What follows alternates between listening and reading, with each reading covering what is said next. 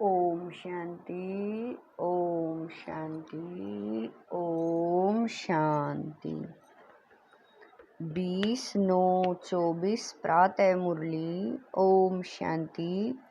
बाप दादा मधुबन। मीठे बच्चे, तुम्हें बाप समान खुदाई खिदमतगार बनना है। संगम पर बाप आते हैं तुम बच्चों की खिदमत मीन्स सेवा करने।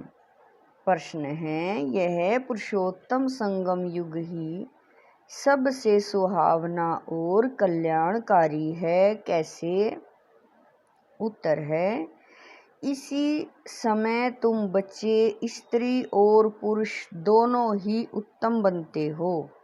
यह संगम युग है ही कलयुग अंत और सतयुग आदि के बीच का समय।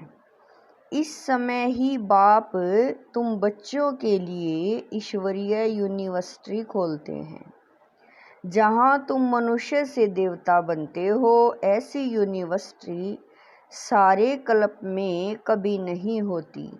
इसी समय सबकी सद्गति होती है। ओम शांति। रूहानी बाप रूहानी बच्चों को बैठ समझाते हैं, यहाँ बैठे बैठे। एक तो तुम बाप को याद करते हो क्योंकि वह पतित पावन है। उनको याद करने से ही पावन सतो प्रधान बनने की तुम्हारी एम है। ऐसे नहीं, सतो तक एम है, सतो प्रधान बनना है। इसीलिए बाप को भी जरूर याद करना है। फिर स्वीट होम को भी याद करना है क्योंकि वहाँ जाना है। फिर माल मिलकियत भी चाहिए, इसीलिए अपने स्वर्गधाम को भी याद करना है क्योंकि यह प्राप्ति होती है। बच्चे जानते हैं हम बाप के बच्चे बने हैं, बरोबर बाप से शिक्षा लेकर हम स्वर्ग में जाएंगे नंबरवार पुरुषार्थ अनुसार। बाकी जो भी जीव की आत्माएं हैं वह शांति धाम में चली जाएंगी। घर तो जरूर जाना है। बच्चों को यह भी मालूम हुआ अभी है रावण राज्य। इसकी भेंट से बाबा कह रहे हैं, इसकी भेंट में सतयुग को फिर नाम दिया जाता है राम राज्य। 2 कला कम हो जाती है, उनको सूर्यवंशी उनको चंद्रवंशी कहा जाता है। जैसे क्रिश्चियन की डिनाइस्टी एक ही चलती है, वैसे यह भी है एक ही डिनाइस्टी, परंतु उसमें सूर्यवंशी और चंद्रवंशी हैं। यह बातें कोई भी शास्त्रों में नहीं है, बाप बैठ समझाते हैं, जिसको ही ज्ञान अथवा नॉलेज कहा जाता है। स्वर्ग स्थापन हो गया, फिर नॉलेज की दरकरार नहीं। यह नॉलेज बच्चों को पुरुषोत्तम संगम युग पर ही सिखलाई जाती है। तुम्हारे सेंटर्स पर व म्यूजियम में बहुत बड़े बड़े अक्षरों में जरूर लिखा हुआ हो कि बहनों और भाइयों, यह पुरुषोत्तम संगम युग है जो एक ही बार आता है। पुरुषोत्तम संगम युग का अर्थ भी नहीं समझते हैं तो यह भी लिखना है।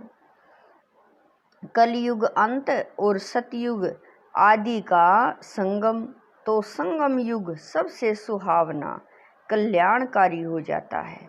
बाप भी कहते हैं, मैं पुरुषोत्तम संगम युग पर ही आता हूँ। तो संगम युग का अर्थ भी समझाया है। वैशाल्य का अंत, शिवालय का आदि, इसको कहा जाता है पुरुषोत्तम संगम युग। यहाँ सब है विकारी, वहाँ सब है निर्विकारी। तो जरूर उत्तम तो निर्विकारी को कहेंगे ना। पुरुष और स्त्री दोनों उत्तम बनते हैं, इसीलिए नाम ही है पुरुषोत्तम। इन बातों का बाप और तुम बच्चों के सिवाय किसी को पता नहीं कि यह पुरुषोत्तम संगम युग है। किसके ख्याल में नहीं आता कि पुरुषोत्तम संगम युग कब होता है। अभी बाप आए हुए हैं, वह है मनुष्य सृष्टि का बीज रूप। उनकी ही इतनी महिमा है, वह ज्ञान का सागर, आनंद का सागर है, पतित पावन है, ज्ञान से सद्गति करते हैं। ऐसे तुम कभी नहीं कहेंगे कि भक्ति से सद्गति, ज्ञान से सद्गति होती है, और सद्गति है ही सतयुग में, तो जरूर कलयुग का अंत और सतयुग आदि के संगम पर आएंगे। कितना क्लियर कर बाप समझाते हैं। नए भी आते हैं, हु बहु जैसे कलप कलप आए हैं, आते रहते हैं। राजधानी ऐसे ही स्थापन होनी है, तुम बच्चों को मालूम है, हम खुदाई खिदमतगार सच्चे सच्चे ठहरे। एक को थोड़ा ही पढ़ाएंगे, एक पढ़ते हैं, फिर इन द्वारा तुम पढ़कर औरों को भी पढ़ाते हो। इसीलिए यहाँ यह बड़ी यूनिवर्सिटी खोलनी पड़ती है। सारी दुनिया में और कोई यूनिवर्सिटी है ही नहीं, न कोई दुनिया में जानता है कि ईश्वरीय यूनिवर्सिटी भी होती है। अभी तुम बच्चे जानते हो, गीता का भगवान शिव आकर यह यूनिवर्सिटी खोलते हैं। नई दुनिया का मालिक देवी देवता बनाते हैं। इस समय आत्मा जो बाबा कह रहे हैं, इस समय आत्मा जो तमो प्रधान बन गई है, फिर उसको ही सतो प्रधान बनना है। इस समय सब तमो प्रधान है ना। भले कई कुमार भी पवित्र रहते हैं, कुमारियां भी पवित्र रहती हैं, सन्यासी भी पवित्र रहती हैं, परंतु आजकल वह पवित्रता नहीं है। पहले पहले जब आत्माएं आती हैं वह पवित्र रहती हैं, फिर अपवित्र बन जाती हैं, क्योंकि तुम जानते हो सतो प्रधान, सतो रजो तमो से सबको पास होना होता है। अंत में सब तमो प्रधान बन जाते हैं। अभी बाप सम्मुख बैठ समझाते हैं, यह झाड़ तमो प्रधान जड़ जड़ी भूत अवस्था को पाया हुआ है, पुराना हो गया है, तो जरूर इनका विनाश होना चाहिए। यह है वैरायटी धर्मों का झाड़।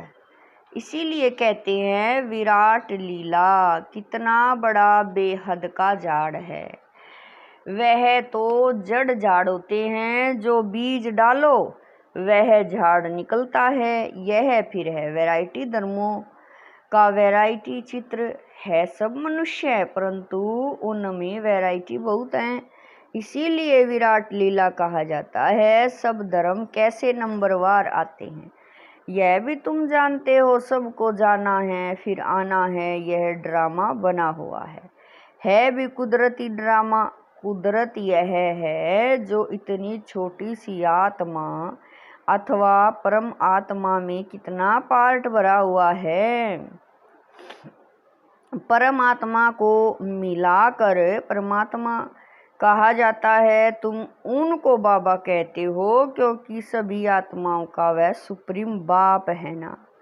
बच्चे जानते हैं आत्मा ही सारा पार्ट बजाती है, मनुष्य यह नहीं जानते। वह तो कह देते आत्मा निर्लेप है, वास्तव में यह अक्षर रोंग है। यह भी बड़े बड़े अक्षरों में लिख देना चाहिए, आत्मा निर्लेप नहीं है। आत्मा ही जैसे जैसे अच्छे व बुरे कर्म करती है तो ऐसा वह फल पाती है। बुरे संस्कारों से पतित बन पड़ती है, तब तो देवताओं के आगे जाकर उनकी महिमा गाते हैं। अभी तुमको 84 जन्मों का पता पड़ गया है और कोई भी मनुष्य नहीं जानता।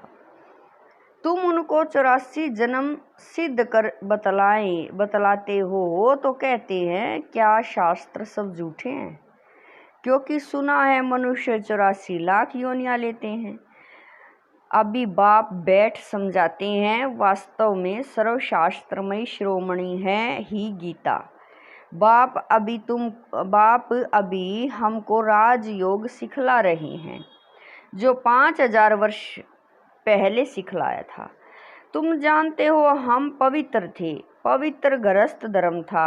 अभी इनको धर्म नहीं कहेंगे, अधर्मी बन पड़े हैं, अर्थात विकारी बन गए हैं। इस खेल को तुम बच्चे समझ गए हो।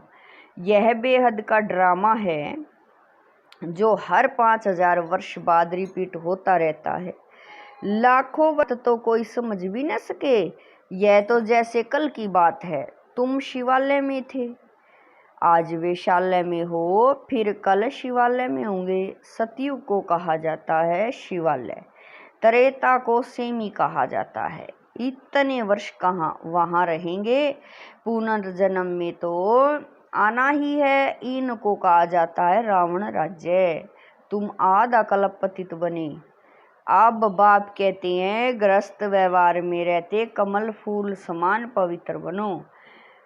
कुमार और कुमारियां तो हैं ही पवित्र, उन्हों को फिर समझाया जाता है ऐसे गृहस्थ में फिर जाना नहीं है, जो फिर पवित्र होने का पुरुषार्थ करना पड़े। भगवान वाच है कि पावन बनो, तो बेहद के बाप का मानना पड़े ना। तुम गृहस्थ व्यवहार में रहते कमल फूल समान रह सकते हो, फिर बच्चों को पतित बनने की आदत क्यों डालते हो, जबकि बाप 21 जन्मों के लिए पतित होने से बचाते हैं। इसमें लोक लाज कुल की मर्यादा भी छोड़नी पड़े। यह है बेहद की बात। बैचलर्स कुमार तो सब धर्मों में बहुत रहते हैं, परंतु सेफ्टी से रहना जरा मुश्किल होता है। फिर भी रावण राज्य में रहते हैं ना। विलायत में भी ऐसे बहुत मनुष्य शादी नहीं करते हैं, फिर पिछाड़ी में कर लेते हैं। कंपेनियनशिप के लिए क्रिमिनल आई से नहीं करते हैं, ऐसे भी दुनिया में बहुत होते हैं। पूरी संभाल करते हैं, फिर जब मरते हैं तो कुछ उनको देकर जाते हैं, कुछ दरमाऊ लगा देते हैं, ट्रस्ट बना कर जाते हैं। विलायत में भी बड़े बड़े ट्रस्ट होते हैं जो फिर यहाँ भी मदद करते हैं। यहाँ ऐसा ट्रस्ट नहीं होगा जो विलायत को भी मदद करे। यहाँ तो गरीब लोग हैं, क्या मदद करेंगे, वहाँ तो उनके पास पैसे बहुत है। भारत तो गरीब है ना। भारतवासियों की क्या हालत है। भारत कितना सिरताज था, कल की बात है। खुद भी कहते हैं 3000 वर्ष पहले पैराडाइज था, बाप ही बनाते हैं। तुम जानते हो बाप कैसे ऊपर से नीचे आते हैं पतितों को पावन बनाने। वह है ही ज्ञान का सागर, पतित पावन, सर्व का सदगति दाता, अर्थात सबको पावन बनाने वाला। तुम बच्चे जानते हो मेरी महिमा तो सब गाते हैं। मैं यहाँ पतित दुनिया में ही आता हूँ तुमको पावन बनाने। तुम पावन बन जाते हो तो फिर पहले पहले पावन दुनिया में आते हो, बहुत सुख उठाते हो, फिर रावण राज्य में गिरते हो। भले गाते तो हैं परम पिता परमात्मा, ज्ञान का सागर, शांति का सागर, पतित पावन है, परंतु पावन बनाने के लिए कब आएंगे यह कोई भी जानते ही नहीं है। बाप कहते हैं तुम मेरी महिमा करते हो ना, अब मैं आया हूँ तुमको अपना परिचय दे रहा हूँ। मैं हर 5000 वर्ष के बाद इस पुरुषोत्तम संगम युग पर आता हूँ। कैसे आता हूँ वह भी समझाता हूँ, चित्र भी है। ब्रह्मा कोई सूक्ष्म वतन में नहीं होता है, वहाँ ब्रह्मा यहाँ है और ब्राह्मण भी यहाँ हैं, जिसको ग्रेट ग्रेट ग्रैंड फादर कहा जाता है, जिसका फिर सिजरा बनता है। मनुष्य सृष्टि का सिजरा तो परमपिता ब्रह्मा से ही चलेगा ना। प्रजापिता है तो जरूर उनकी प्रजा होगी। कुख वंशावली तो हो न सके, जरूर एडॉप्टेड होंगे। ग्रेट ग्रेट ग्रैंड फादर है तो जरूर एडॉप्ट किया होगा।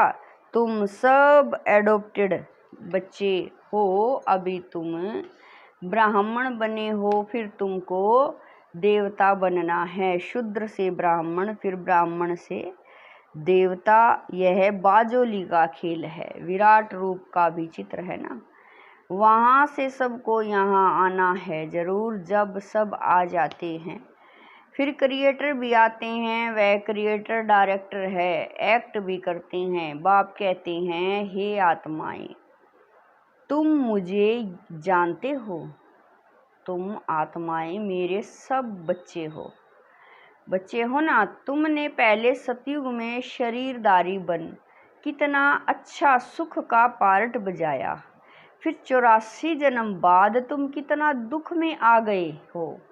ड्रामा के क्रिएटर, डायरेक्टर, प्रोड्यूसर होते हैं ना, यह है बेहद का ड्रामा। बेहद ड्रामा को कोई भी जानते नहीं है। भक्ति मार्ग में ऐसी ऐसी बातें बताते हैं जो मनुष्यों की बुद्धि में वही बैठ गई हैं। अब बाप कहते हैं, मीठे मीठे बच्चों, यह सब भक्ति मार्ग के शास्त्र हैं। भक्ति मार्ग की ढेर सामग्री हैं। जैसे बीज की सामग्री झाड़ है, इतने छोटे बीज से झाड़ कितना अथाह फैल जाता है। भक्ति का भी इतना विस्तार है। ज्ञान तो बीज है, उसमें कोई भी सामग्री की दरकार नहीं रहती। बाप कहते हैं, अपने को आत्मा समझ बाप को याद करो, और कोई व्रत नेम नहीं है, यह सब बंद हो जाता है, तुमको सदगति मिल जाएगी। फिर कोई बात की दरकार नहीं। तुमने ही बहुत भक्ति की है, उसका फल तुमको देने के लिए आया हूँ। देवताएं शिवालय में थे ना, तब तो मंदिर में जाकर उन्हों की महिमा गाते हैं। अब बाप समझाते हैं, मीठे मीठे बच्चों, मैंने 5000 वर्ष पहले भी तुमको समझाया था कि अपने को आत्मा समझो, देह के सब संबंध छोड़ मुझ एक बाप को याद करो, तो इस योग अग्नि से तुम्हारे पाप भस्म हो जाएंगे। बाप जो कुछ अभी समझाते हैं, कल्प कल्प समझाते आए हैं। गीता में भी कोई कोई अक्षर अच्छे हैं। मन मना भव अर्थात मुझे याद करो। शिव बाबा कहते हैं, मैं यहाँ आया हूँ, किसके तन में आता हूँ वह भी बताता हूँ। ब्रह्मा द्वारा सब वेद शास्त्रों का सार तुमको सुनाता हूँ। चित्र भी दिखाते हैं, परंतु अर्थ नहीं समझते। अभी तुम समझते हो। शिव बाबा कैसे ब्रह्मा तन द्वारा सब शास्त्रों आदि का सार सुनाते हैं। 84 जन्मों के ड्रामा का राज भी तुमको समझाते हैं। इनके ही बहुत जन्मों के अंत में मैं आया हूँ। यही फिर पहले नंबर का प्रिंस बनते हैं, फिर 84 जन्मों में आते हैं। अच्छा मीठे मीठे शकील दे बच्चों प्रति माता पिता बाप दादा का याद प्यार और गुड मॉर्निंग। रूहानी बाप की रूहानी बच्चों को नमस्ते। हम रूहानी बच्चों की रूहानी माता पिता बाप दादा को दिलवा जान शिकवा प्रेम से याद प्यार गुड मॉर्निंग नमस्ते ओम शांति। मेरे बाबा मीठे बाबा प्यारे बाबा लाख लाख शुक्रिया मेरे बाबा। धारणा के लिए मुख्य सार है। नंबर 1, इस रावण राज्य में रहते पतित लोक लाज कुल की मर्यादा को छोड़ बेहद बाप की बात माननी है। गृहस्थ व्यवहार में कमल फूल समान रहना है। नंबर 2, इस वैरायटी विराट लीला को अच्छी तरह समझना है। इसमें पार्ट बजाने वाली आत्मा निर्लेप नहीं, अच्छे बुरे कर्म करती और उसका फल पाती है। इस राज को समझकर श्रेष्ठ कर्म करने हैं। वरदान है, बाप के संस्कारों को अपने ओरिजिनल संस्कार बनाने वाले शुभ भावना शुभ कामना धारी भवै। वरदान है, बाप के संस्कारों को अपने ओरिजिनल संस्कार बनाने वाले शुभ भावना शुभ कामना धारी भवै। अभी तक कई बच्चों में फीलिंग के किनारा करने के, पर चिंतन करने व सुनने के भिन्न भिन्न संस्कार हैं, जिन्हें कह देते हो कि क्या करें, मेरे ये संस्कार हैं। ये मेरा शब्द ही पुरुषार्थ में ढीला करता है। यह रावण की चीज है, मेरी नहीं। लेकिन जो बाप के संस्कार है वही ब्राह्मणों के ओरिजिनल संस्कार हैं। वह संस्कार है विश्व कल्याणकारी, शुभ चिंतनधारी, सबके प्रति शुभ भावना, शुभ कामनाधारी। स्लोगन है, जिनमें समर्थी है वही सर्व शक्तियों के खजाने का अधिकारी है। स्लोगन है, जिनमें समर्थी है वही सर्व शक्तियों के खजाने का अधिकारी है। ओम शांति।